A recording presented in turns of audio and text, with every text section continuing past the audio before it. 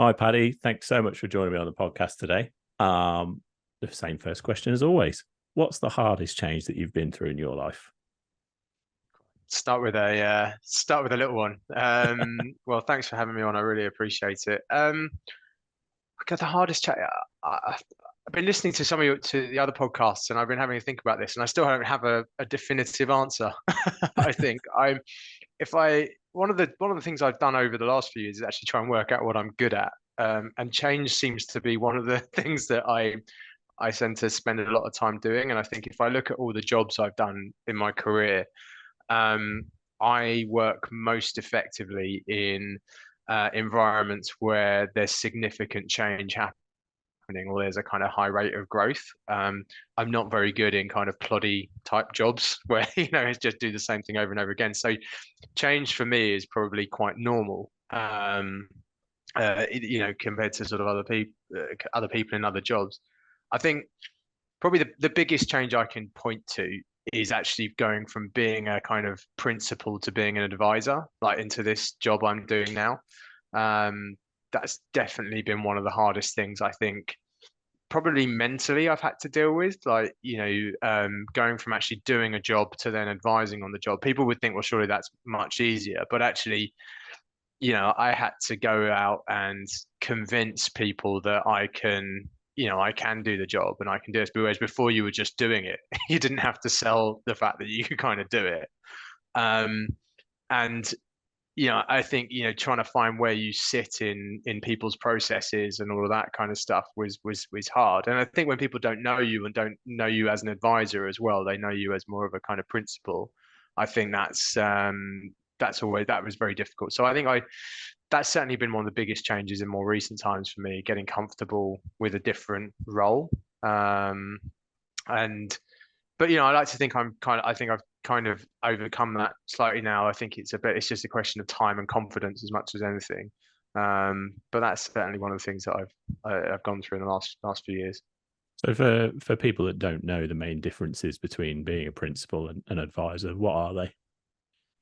So I guess when you're kind of the principal, you are the point person for getting deals done and making things happen. You're the conductor of the orchestra, really, and sometimes you play the different instruments as well. But it's your responsibility. You're the person going out and doing it. So in the roles I've done previously, I worked in fund management. So I was a portfolio manager, a fund manager. So I had responsibility for managing the performance of several funds. And then in sort of other roles, when I was with GSA, I was the guy that got the deals done. I had to liaise with capital, with debt, with vendors, with the operations teams, all of those kind of things. I think when you're an advisor, you have to work out where your value add is. You have to be able to work alongside other principals to help them and to probably fill the gaps that they have. And sometimes the challenge of it is right is that I think sometimes they don't know where the gaps are. And you do, and you've got to work out a way that you say that really politely without kind of going, without them feeling threatened. Um, and that's always been my thing and my sell to people, to our clients, is that I'm here to help. I'm not here to I'm not here to make you look bad. In fact, if anything, I should be making you look better, and that should be something that you want. And I'm always happy to stay in the background. I don't need the limelight. So it's a going from being that person who's the one out there scoring the goals, probably to being the coach who sits at the back of the bench, is and it doesn't get on TV has been the biggest sort of shift, I guess, and letting people know that that's you can help them rather than work against them. So, when I was researching you for this episode, it took me a lot longer than I thought it was going to because Sorry about that. you've done quite a bit in your career. So I was trying to come up with a description, but I'd be interested to know how you would describe yourself and the path your career's taken, rather than just me asking you about every single job you've had. um, the best way to describe it, my career is very non-linear. I think I um I've always done what I've found interesting and what I'm good at. I listened to your pod with Joe Persicino, and I'm very similar to him in that sort of sense. I'm always growing and learning and sort of doing things that I enjoy, and I don't really follow a path that's and that people would recognize as kind of more ordinary. So yeah, I that has always been my challenge, if I'm honest with you, that nobody really knows what I do or what box to put me into. So, if I've ever met anyone to talk to them about jobs, they go, "We really like you," and it's really interesting, but I have no idea what you do or what you could do for us. And sometimes that's a good thing. More often than not, it's always been a challenge. But I've grown over the years to accept that, and that's kind of, it's kind of fun as long as and that's again comes back to what I do and what I'm good at, which is working in environments where there is significant change happening or significant growth needed, and there isn't a roadmap, and people don't know what they should be doing. And I can kind of come in and really kind of cut through and put a plan in place and get things going. That's where I think you know businesses that I've worked for with and in my own businesses as well have kind of benefited from that sort of skill set. So, when I was looking at what you'd done, and like you say, the businesses you'd worked for and been involved with, and your own businesses, you look like you've been incredibly successful, Paddy. But have there been many failures along the way? Oh yeah, yeah, 100%, absolutely. I work on the premise that I come up with lots of ideas, and um, if something sticks in my head overnight, then I write it down. If then I write it down and it's still there a week later, and I think, okay, that makes some sense, then it becomes a business plan. And so I have this book which is just full of business plans. And to be honest with you, most of them, 99% of them are, I wouldn't say rubbish, but they're never going to go anywhere. But it's the one that sticks there and constantly sticks in your mind that I often think, right, and that those are the things that have become something. So, I've been fortunate enough to be part of a number of sort of businesses of different sort of scales. I've started two of my own, which have been fascinating. And one of them, and I wouldn't say failure is an interesting word, right? Because I kind of I don't see any of them as a failure. If you ask me again to would I go and start these businesses that I started or go and work with these startups, I would never change my decisions. I think because I wouldn't be where I am today if I hadn't made those decisions and hadn't gone through the tough times that we went through with that. Um, so whilst they might not want, some of them might not have been financial successes, in the kind of I haven't bought a yacht yet, or a private jet. If that's what we deem success is, then I have failed miserably. But you know, the two businesses that I started with two co-founders, one was a residential consultancy and another one was a tech firm. You know, did did both of those businesses and do both of those businesses do what they initially said on the business plan? Absolutely not. No. The initial ideas we had, and both of them were started in pubs, which tells you a lot about me. Um, you know, the initial business plans we have were not what came to fruition, and I think for various reasons. And what are the ability to be able to pivot, and I hate that word because it's sort of overused, but the ability to be able to kind of be introspective and go, right, this isn't working, we need to change it. What are we doing well? What have been the positives? What have been the negatives? What should we keep doing? What should we drop? That is something you only learn from failure. Um, and it's a really, really important skill I found in any business, whether I'm working as part of a 18,000 person consultancy or I'm working as a 3-person tech startup. You know, the ability to kind of turn the mirror on yourself and look and say, right, this isn't working, but this is working. So what do we do now? And that. So that's certainly what I've learned. My first business was the Resi consultancy was like that. I was trying to give advice to people on buying houses, and it was a terrible idea because I had no experience as an estate agent, which is what you needed. I had no network of people who bought high value houses. I just wanted to do the right thing and to help people out. And what my challenge was is that everyone wanted my product, i.e., they wanted me to help them buy a house, but nobody wanted to pay for it. And that was the fundamental question I forgot to ask when I was doing my market research. So, I looked at that business and I said, right, okay, if I'm going to make this a success, I need to invest, X £100,000 into it to go and buy the right relationships, do the right marketing and all that. And I was like, am I going to see a return from this? And I was like, maybe. Am I passionate about it? Not really. I really didn't enjoy buying houses for people. It was, it's just not me. Um, but what I looked back and I went, hold on a minute, I've been talking to a lot of investors, like, family offices and institutional investors, and maybe they like what I do, and I actually seem to click with them and I talk their language. So maybe actually I just need to pivot my business slightly and do it for institutional investors and bigger investors rather than, individuals and people. And that was the kind of light bulb moment for me. So, it completely changed it. And that's what got me into student housing and everything else. So, um, admitting failure on one part was what opened the door to another, which was great. So that's a very long answer to your question, Gareth. But yeah.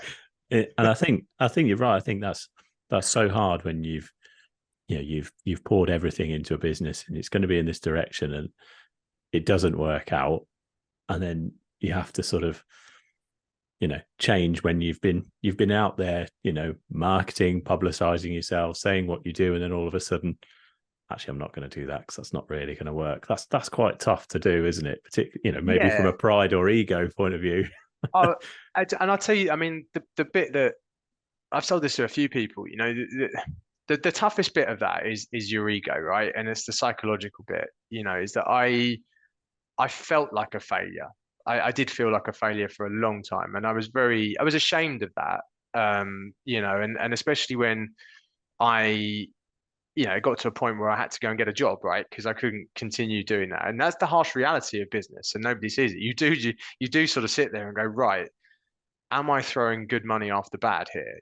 Is this going to work? And when I realized that this probably I needed to think differently and to go and it probably was too early or it was a different wrong business plan or whatever, I shouldered that quite a bit and it was really I carried a lot of shame with that. And it was only I talked to a really good friend of mine and I said to him one day after it had all kind of I'd made the decision, I said, oh, I feel like I failed. And he said, mate, he said, you haven't at all. He said, he said, people look at you and think, God, I wish I could do that.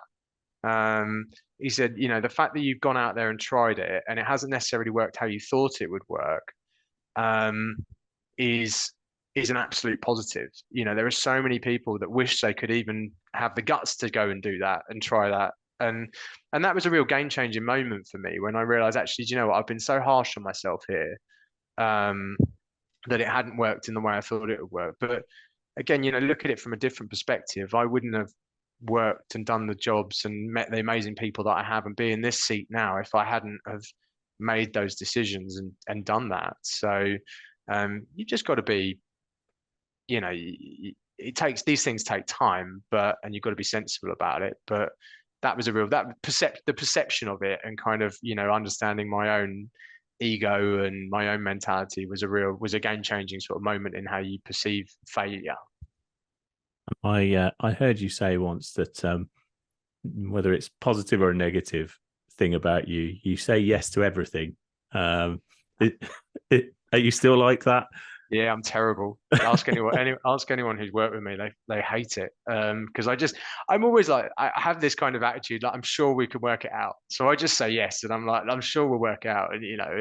And my colleagues have always said that's the worst thing about working with me is I just take on all this stuff, and I think part of it is if you do those psychometric testing on me, I think I'm a people pleaser, which is something I'm trying to change actually, because I think it's a good thing as well as a bad thing, and probably more of a bad thing for me because I overcommit my time and something I sort of need to learn. But yeah, I just always think there's a way, right? And I try to communicate that as much. Sometimes there isn't, but I'm not very siloed in my thinking and kind of binary about things. I quite like problem solving, and sometimes the things that are bigger problems are the stuff that that I get involved in.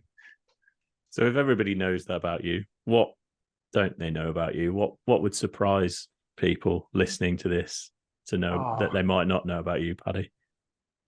good question. Do you know, probably not a lot. I'm kind of the person I'm talking to, the person I am at work is the person I am most of the time, all the time. It's my wife said this to me the other day. She said, there is a bit that people don't know about you. And I said, what's that? And she goes, me and my son talk in different voices quite a lot. She says there's a really dumb side. There's a really dumb side of me, which is really annoying to her, in that we just go around imitating each other. And there's a really like stupid side of me, which I think is probably a bit of a release at times. I'm really keen to. I don't take myself too seriously, which my mother always tells me is I should take myself more seriously, but I can't. I just I don't think I'm that person. But yeah, I think I wear my heart on my sleeve, really. I'm very passionate about kind of things I do, whether at home and at work. I can I think I'd run out of energy if I had to keep two personas up. Um, I, Um, and I said I wasn't going to go through your career because that we would be here all day, I think, talking about all the different things you've done. But the one bit that really interested me was Acasa and yeah. starting that firm. Well, I'll ask one question rather than asking lots. Where did the idea come from for Acasa? So again, this is the kind of serendipitous piece of starting a business. So going back a long sort of way, I lived in Holland for 2 years, from 2010 to 2012, and I was working for a fund manager dealing with I was a fund manager of three Dutch portfolios of like offices, logistics, shopping centres, things like that. And we were working it out from the back of the GFC. Anyway, I was selling a load of offices to student investors and resi investors. I thought this is super interesting. And I came back to the UK in 2012. I tried to get the business I was working for to start a resi and student fund. We worked on it for a bit, didn't quite work. So then I made a rational decision, like every rational person does, to just quit my job and go and do it on my own. I'll go and start a fund. How difficult can that be in 2012? And that's where I set up the resi consultancy. And I tried to do the fund bit on the side. The way to make money was I was buying houses for people, to bring some cash flow in. But then, I sort of needed to pivot it. But one of the things I tried to do with that business, that consulting business, was to use research and insight and data as a differentiator, as like a competitive advantage. And I've always had this thing about research where, especially when I was working in fund management, is, we used to get phoned up by these researchers and I tell them about the deals that we'd done in our fund performance. And then they'd put it in a thing and then tell it to me back and get me to buy it. And I was like, what? I never quite understood, So I give you the data and then you sell it back to me. You sell my own data back to me. And I thought, I was like, either I'm missing something here or there's got to be another way. And and for me, what I wanted in the investment world was somebody to tell me what they think might happen. And I'm not going to hold them to it, but just have some sort of understanding what was going on. So I used to pay a guy to write a load of research. Somebody who was much smarter than me used to pay him to write some research, and then I'd brand it under my own brand. And I got my mate who designed trainers, I think at the time was working for Nike, designed all my branding. And so I just put this research out there about the housing markets and what was going on in the residential world. And it was just really cool branding, and it was a little bit different. And I wasn't afraid to say things that I thought and that were backed up by some data. Anyway, I started putting this out on social media. And I got into this Twitter debate, and in 2012 with some some American chap, who was, debating with me about the London property market, and we were having this back and forth on Twitter. And I said to him, "Look, mate, why don't we just meet for a coffee? Where are you?" He goes, "Oh, I'm in London. I'm at the Open Data Institute. I work for the Open Data Institute in London." And the Open Data Institute is an initiative, I think it's still going, between the government and Sir Tim Berners-Lee, who's the guy who founded the World Wide Web. So I went down there and met this chap, Nick Katz, and we were chatting, and we just got on really well. We're completely different, and I love people who are completely different from me because it sort of highlights my blind spots, and I find I can have more interesting conversations with them. And we got chatting about London property, we got chatting about what's going on in the data world. And then we started talking in the Open Data Institute. There was a load of other they incubated different businesses. And there was another business in there that was looking at building tools to help people find homes in the London resi space. And some super smart guys, like the smartest guys you'll ever come across, and they'd built this tool. And Nick and I were talking to them, and I said, "Wow, this is amazing! This is a fantastic tool, but nobody will ever buy it." And what do you mean? And I said, "Well, it's great, but it's not worth anything to anyone, right? You know." And they said, "Well, what would you do then?" And I was like, "Well, it was focused on the sort of transaction space." And I thought, well, look, everyone's always trying to disintermediate estate agents and make transactions better and blah blah blah. And by that time, I find the thing actually, I was a bit bored of that. There's just so many people sort of trying to do it, and and it's a huge space, right? There's 1.5 million transactions a year. The market's worth loads. It's really attractive, but I can't tell you the amount of people who tried to get rid of Foxtons and they haven't succeeded. So I was like, right, how can you be a little bit different? I said, what would be really interesting is finding a way to help people make better decisions in managing their homes. Rather than the transactional piece, the management piece is much more interesting because people buy and sell homes on average every 7 years. So we're working super hard to get a one-time income every 7 years. I was like, and this was sort of coming out of running my consultancy, was one of the things that really was tough with the consultancy was cash flow. And it's the same with any business, right? And I was working in a high value, low volume environment. And I was like, "Ugh, this is annoying. I don't like this as a personal business." And what I wanted to find was actually, what if we could do it the other way around? High volume, low value. And the management space just struck me as something that you could do that in. So we looked at data, how many data sets could we get? There's so much open data around, how you run your homes, energy consumption data, all this kind of stuff. And how could we put that against addresses so that when people are looking at buying and selling their homes, they can understand how those homes perform. And then they can track that once they've bought the home. So it becomes a kind of recurring thing, right? And you gamify it. So people put their data in, they get back and all this. So we created this dashboard for the home, which was our big kind of, this is what it's going to look like. But we needed a kind of what we called like a beachhead, really. We needed a product that was going to be the initial lynch to get in. So I fast forwarded a bit. The three of us decided to start this business. We built the business plan in a pub in Shoreditch. And this was all while I was meant to be doing a consulting business. I got totally distracted. And we found a couple of investors who gave us, I mean, this is mad when you think about it. They gave us £150,000 off the back of a 20-page slide deck that we put together in a boozer off the back of Liverpool Street. And we got going, building this kind of minimum viable product, really. And the whole idea was actually just to make renting easier for people. Making the management of renting easier. And our initial customers were going to be sharers, so people who were sharing, and they wanted to get more transparency around their finances. So we thought, fine, why don't you just manage all your finances in a shared home through our app? And that was what became the product, essentially, was a kind of online calculator with an e-wallet in that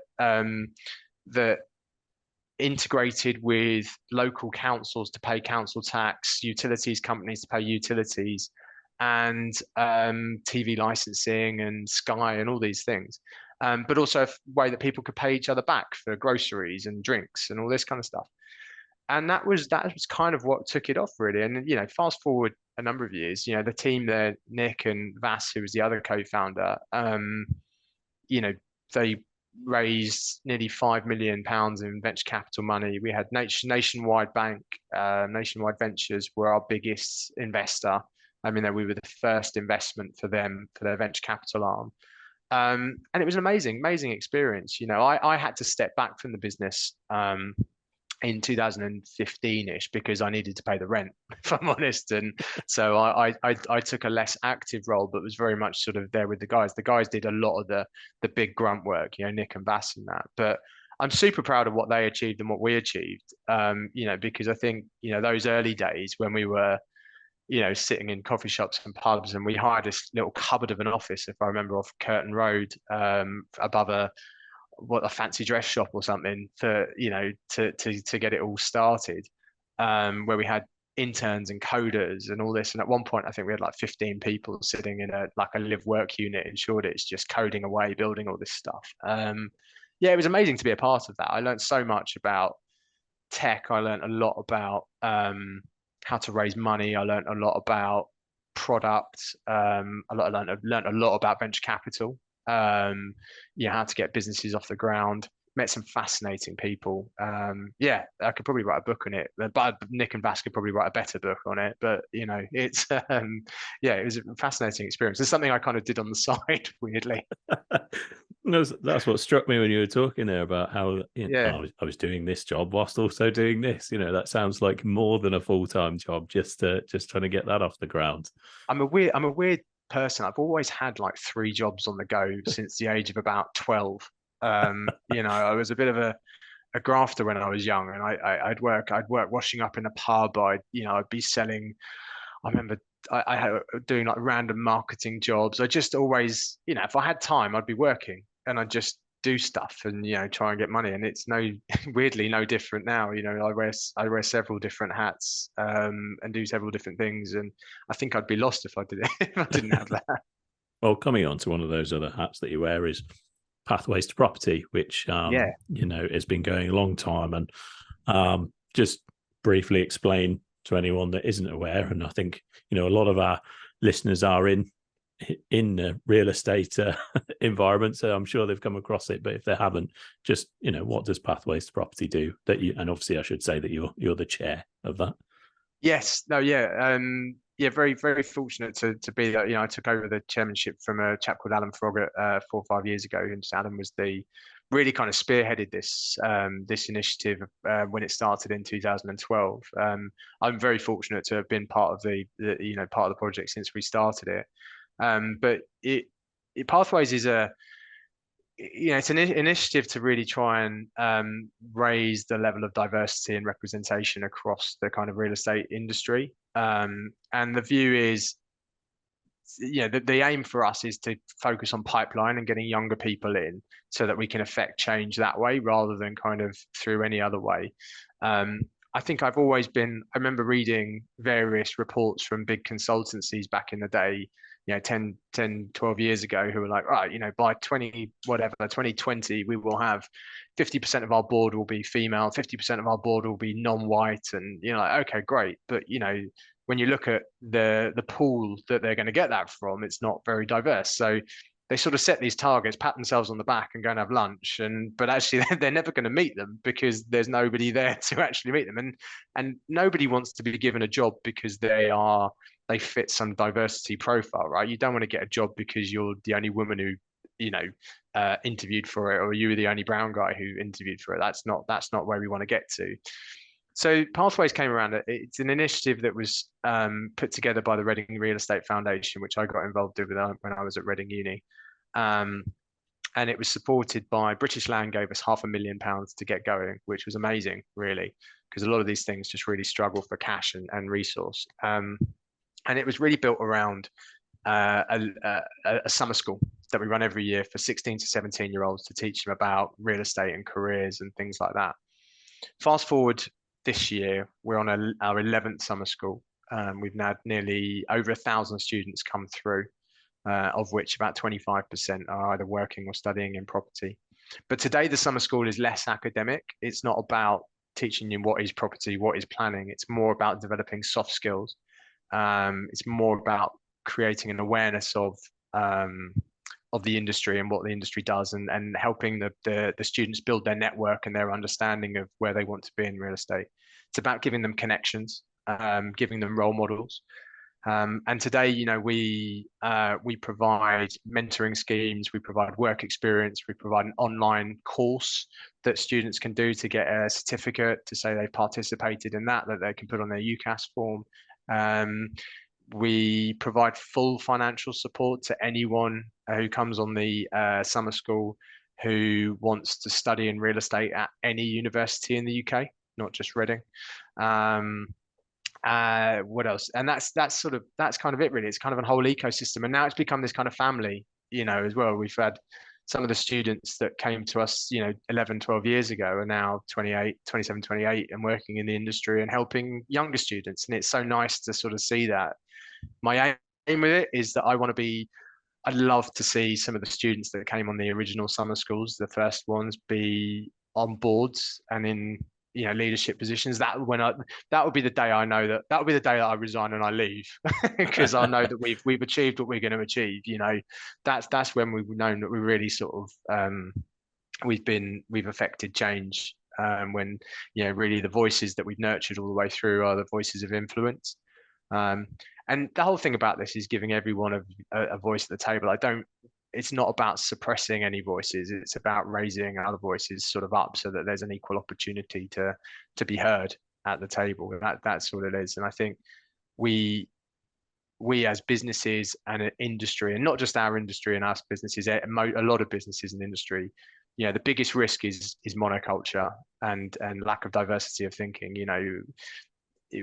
When you have those kind of mono thoughts and the same kind of people thinking the same thing, you don't spot opportunities, and you certainly don't spot risks.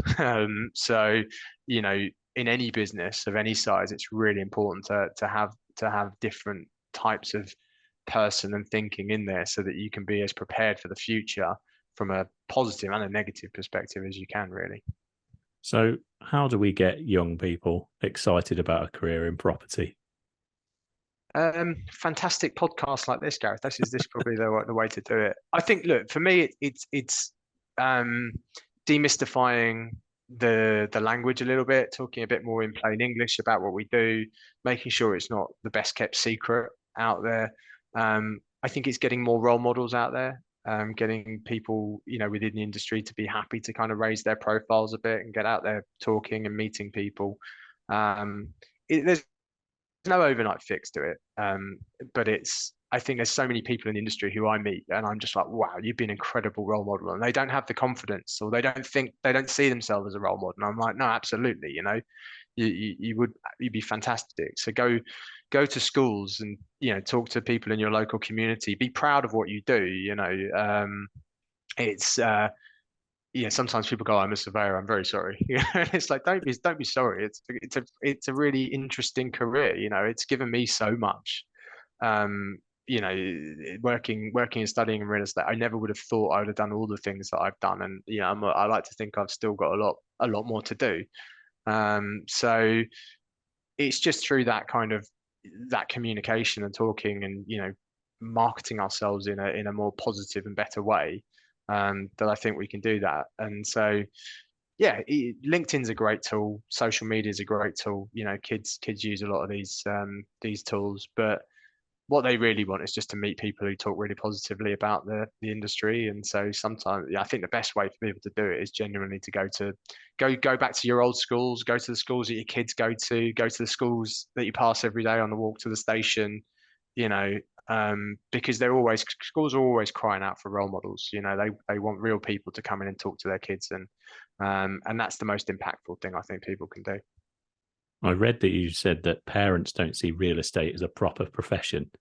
That's true. Yeah.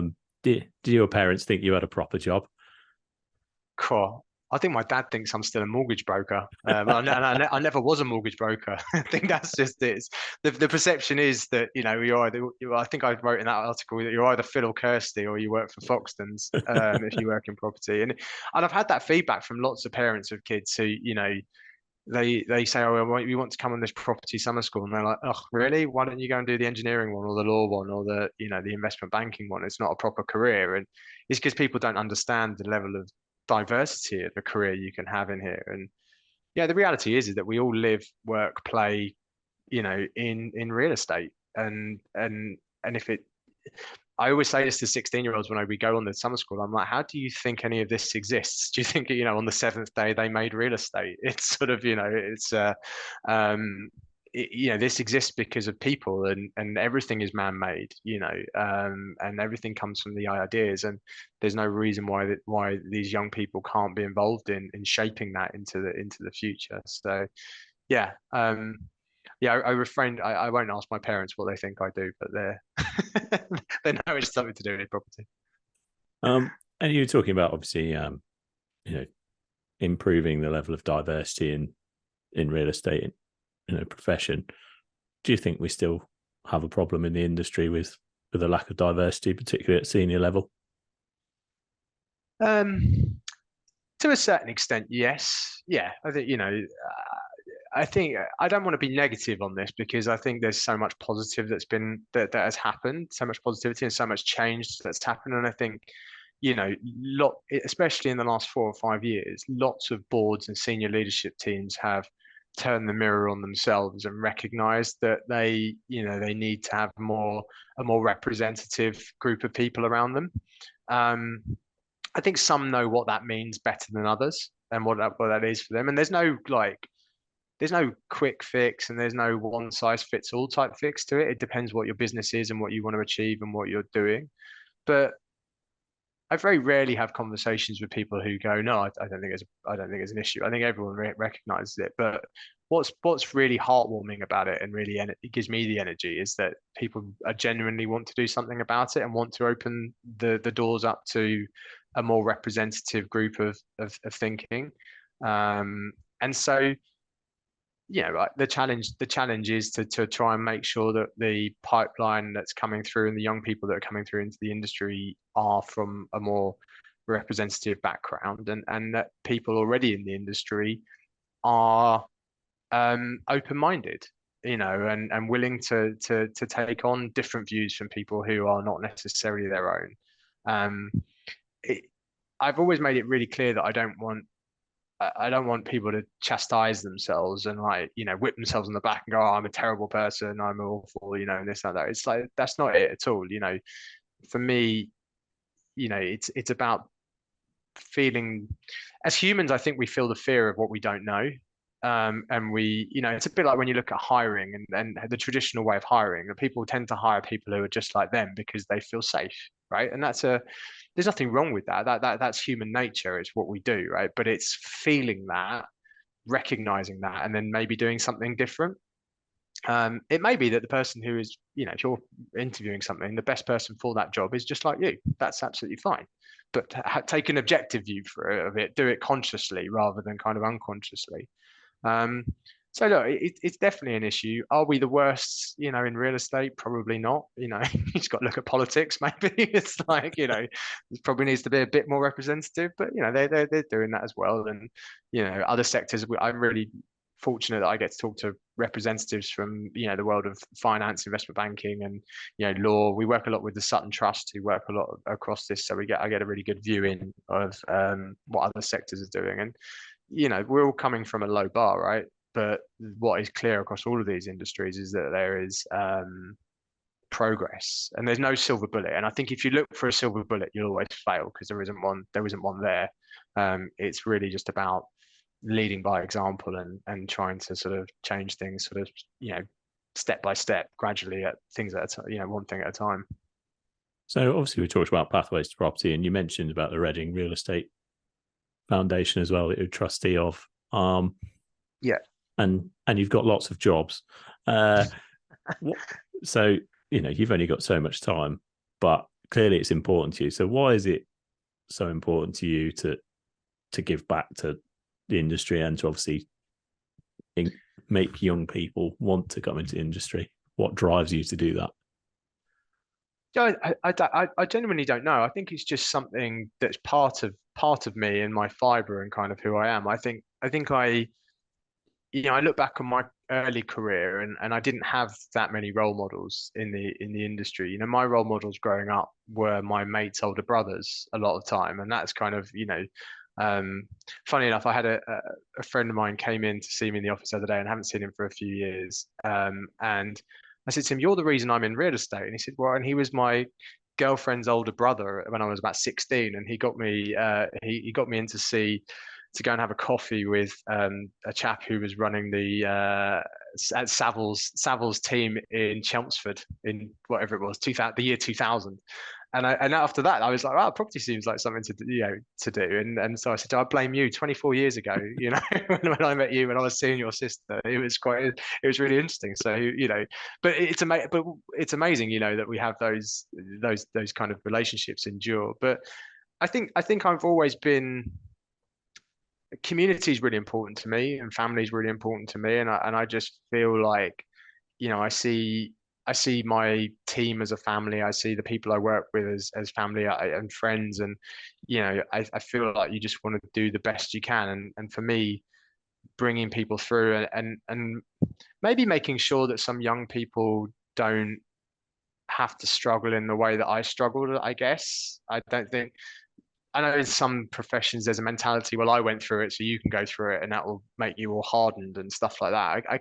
Maybe I understand that a little bit, but I'm a bit like, you know, I do think I just wish sometimes there was somebody who could have given me a bit of a leg up, or given me a roadmap, or demystified some of the language for me in a safe environment. And that's kind of just what I want to provide. The kids that we work with, the young people we work with, we don't give anything to them on a silver platter, right? They still have to work for it. They still have to have the hunger and the drive, but we'll give them the environment where they can thrive, and make sure they don't have to worry about things like money and all sorts if they don't need to. But they still have to walk through those doors, and they still have to, still not an easy ride. But yeah, I think it's just something. I think it's just part of who I am, really. I don't really know.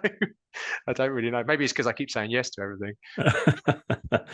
um, a topic that maybe we move on to something slightly different, but a topic that's very much in everybody's consciousness at the moment is climate change. And in real estate, we're responsible for for quite a bit of perhaps the perceived impact on climate change. So I'm interested to find out whose responsibility do we think it is to change? Is it and the easy answer is obviously everyone, and I don't want to answer the question for you, but whether it's developer or a tenant or an operator, how I'll try and frame the question properly.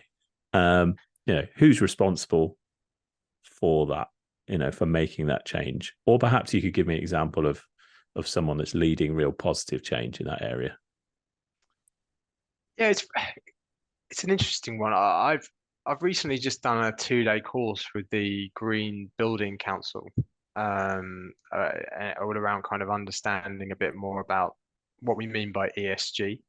And I guess, climate change and sustainability is obviously a big part of that, and fits more into the E. I suppose a lot of the stuff I do is on the S side of it, Yeah. but the E side of it is just as important, and the G bit as well.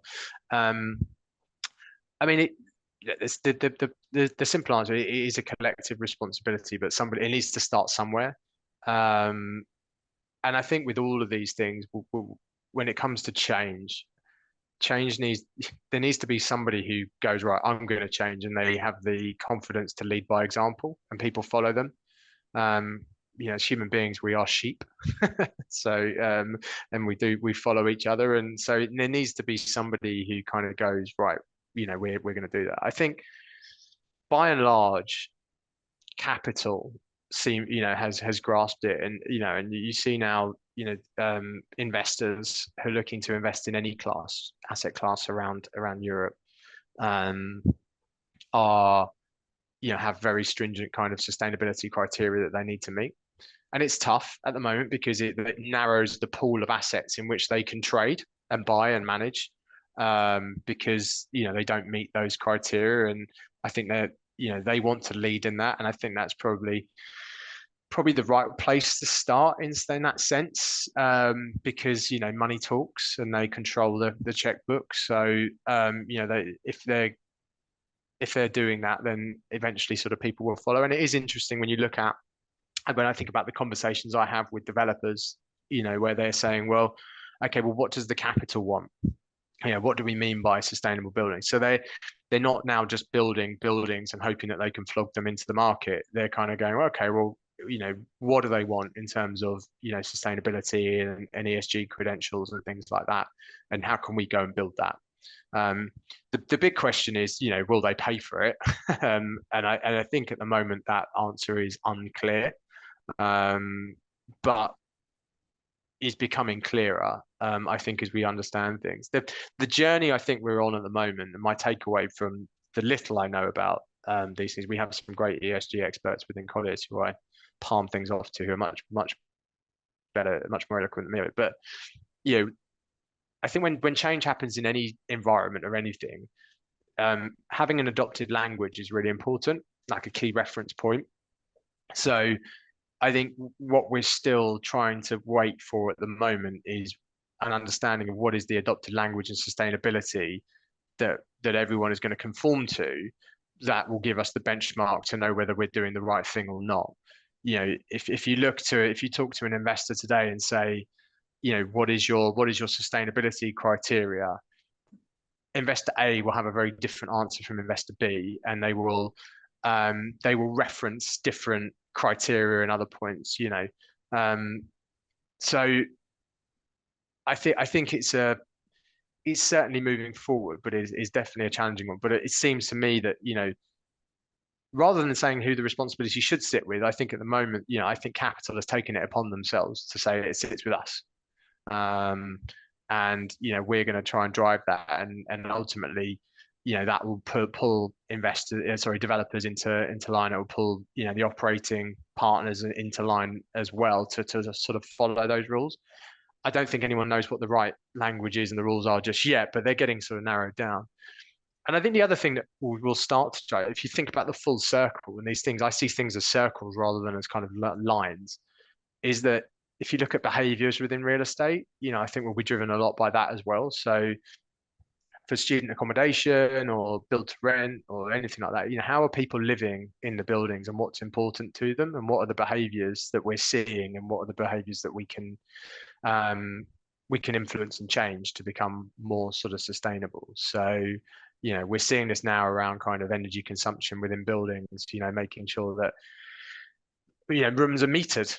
Individual student rooms weren't metered. There wasn't spec'd into buildings even a couple of years ago, but now we're seeing it now, so that we can measure energy consumption, and we can and that sort of speaks to the behaviors of the customers, in the sense that we're gamifying it a little bit, but also from a investor perspective, we can have the transparency about it. Before we didn't have that level of transparency, so that's a real simple kind of win.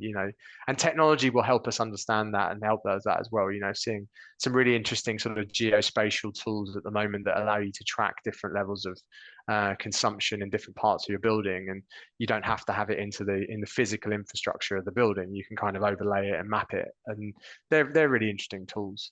So I think behaviors within buildings and capital will somewhat drive the change in that. Interesting. It's just a question of how much it costs. Yeah, and I think I spoke to an investor recently who commented about the appetite and availability of capital to get to net zero anytime soon in real estate.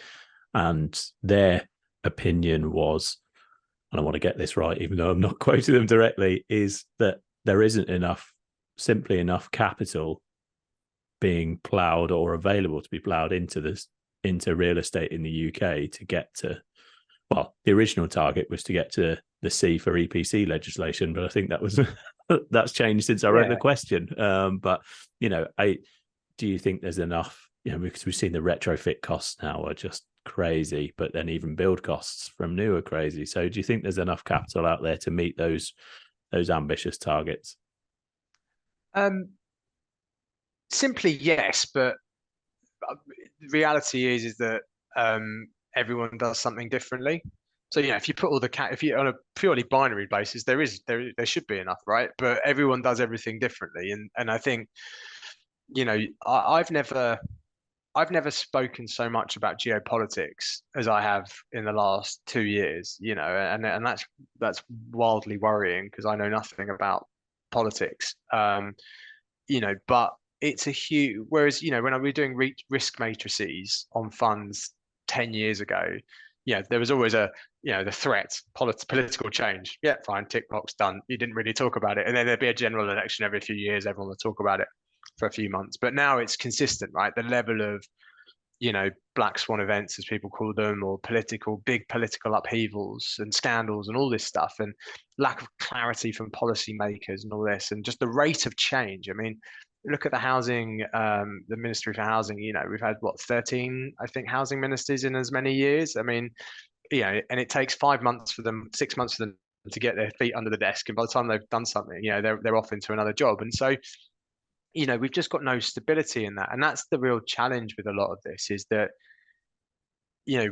what we need in a world that will unlock the door to more capital is increased certainty and stability.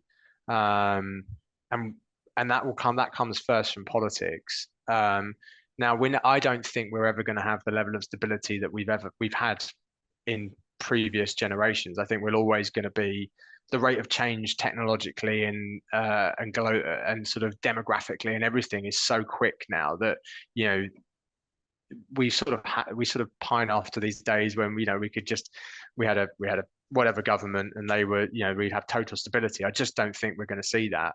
You look at all the different events around the world, but what we need is certainty around policy and people not using climate change policy, housing policy, whatever it is, as political footballs, and trying to sort of win votes and putting in big things that we're never gonna achieve because it just causes inertia. That's the issue. I think we all have the same common goal. We want to do the right thing, but putting in big kind of headline grabbing policies that are totally unachievable just creates paralysis in a business environment, and nobody wants to sort of see that. We know we need to go into it. We're going into a certain destination, but putting in unrealistic targets is just actually sets you back. So yeah, it's certainly a challenge, but capital definitely want to do the right thing, but they are generally all coming from different places as well. Globally, I think the recognition of ESG and ESG-led capital very much differs. I'd say the Europeans are probably much more in touch with wanting to deploy money into sustainable buildings than potentially money coming from Asia Pacific, at this current time. I think the US is quite polarized in terms of whether they believe in climate change or not, and that feeds down into the kind of business decisions that are made in the market. Um, that will change. That is dynamic, right? As we get more and more information and more data points, but yeah, not every pound, dollar, euro thinks the same. Is what I've learned in my short career. Okay, so we've come on to the quick fire round now, Paddy. So if you could change one thing about the world, what would it be? This is a hard one. And I'm gonna slightly give a political answer because I genuinely don't think there's anything that I would change. It's slightly. I think it's just slightly stoic of me, but and not that I understand much about stoicism, but I I wrote down something a while ago. He said you've got to accept your surroundings for what they are. And accept the things that you can't change, and have the courage to change the things that you can, and the wisdom to know the difference. So, and it was an interesting quote I heard on another podcast where he said, are you a summer or a winter kind of guy? And he says, I'm a dress for the weather kind of guy. And so I don't concern myself with things that I just can't change about the world necessarily, but I try to change the things within my own sphere that I can do and just sort of lead by example. If you genuinely had to push me, it would probably be around the kind of more of the the representation and inclusivity sort of agenda, and just try to make people slow down a little bit. I think we go too fast on everything, and um a boss of mine taught me this many years ago, and my team hate me for saying this because I say it every day, but genuinely slow down to speed up. If we just slow down a little bit, we could probably speed up. And I know that sounds really mad, but it's totally true. If we just stop being busy all the time, we would achieve more. Okay. And what advice would you give to someone who wants to change their direction but doesn't know where to start? Um, don't wait for it to be perfect, because it never is. And that's just an excuse. So I think one of the biggest things that hold people back is perfectionism. It will never be perfect. It will never be like you see it on LinkedIn or on Dragon's Den or whatever it is, or in the books. Um, but don't be reckless. But don't wait for that perfect moment, because it never comes. You've just got to. I've always taught myself that if I'm 60 to 70% sure about something, I'll get on with it, and I'll learn the rest on the way. And that's always, been proved to be valuable for me. But I'm certainly not reckless, and kind of, and I think that's the difference, is that, while I say to people, don't wait for it to be perfect, don't make reckless choices. Really think about what you want to do, but honestly, get on with it. We have, I think, and I remember listening to when you were talking with Joe about this, is transferable skills are really what it's all about. I think sometimes people don't recognize that they have transferable skills. They're trying to be too binary about it. Like they're sitting there kind of going, well, you know, I can't, yeah, I'm looking at this job selling cups and I've only sold saucers. It's like, well, you've sold, right? So if you can sell saucers, you can sell cups. So don't be so abstract, so binary about it. Be a bit more abstract, and sort of look at what transferable skills you've got. And what's going to be your next big change? Um, Again, I don't know. I I tend not to think too far ahead. Weirdly, I mean, maybe actually that's just probably I don't get burdened too much by it. One of the things I've learned in the last few years, and I think this certainly when you have children, I think this you just the way you do life changes, right? It has to. I've tried to be more present in what I do and enjoy what I'm doing and take that in. And that's advice I give to all of my younger colleagues as well, is that, if they might be doing a stint in the valuation department and they hate it. And I'm like, look, just be present, take it all in, because you won't be there forever and other stuff will come around the corner and you never know. And most of the opportunities that have come in my life have come through just having an open mind and meeting people serendipitously, either on Twitter or wherever. And so if you try to plan that too much and say, look, I think you miss out on opportunities and experiences along the way. So yeah, I don't know. The biggest change for me that's happened in the biggest change that's going on at the moment is trying to work out how to get one child to school and one child to nursery with two working parents, and then try and do the pickups. That's the biggest thing I'm trying to work out at the moment. Well, if you find the solution, let me know, because Honestly, I think there's a few of us struggling with that. Um, honestly. uh, and always the final question, and the one that people worry about most, is if you were to recommend a guest for me to speak to on the podcast, who would it be? Well, you've had such a great lineup recently, and some very kind people on who've recommended me. I think the two people I think are fascinating in the sector to speak with. I think one would be Chris Holloway, who I work with at GSA. Chris is based in Madrid and is sort of leading GSA's kind of global kind of expansion at the moment. And a man of many languages, and and again, doesn't come from the kind of traditional investment and property background, so isn't burdened by our by the sort of silos that we kind of try and put ourselves into. So he's definitely he's really fascinating guy and a good friend. And a chap called Vedran Kosaric, who's works for Empiric students. I think Ved was my first client when I started in property at the age of 20 odd. And weirdly, we were at the same university together, but we've just we've known each other throughout my whole career, and he spent time at Unite, and he's now at Empiric, and again, just somebody who I think is thinks differently and doesn't fit the usual mold, but just has brilliant kind of intellect and kind of hunger and drive, and a good person to spend time around. So I think they'd be really really good guys to speak to. Great. Well, I'll certainly tag them in the posts and see if we can get episodes recorded.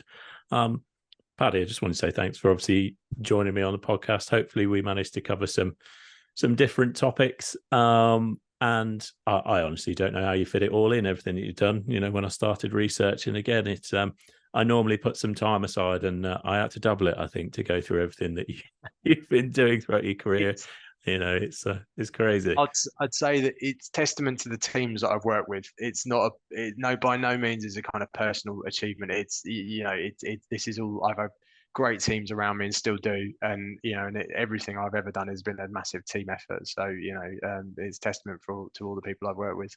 Right, and yeah, some of the things you're doing, obviously, and I've been doing for a long time with Pathways to Property and other things, are more power to you to get those things going. So yeah, thanks very much. No, thank you.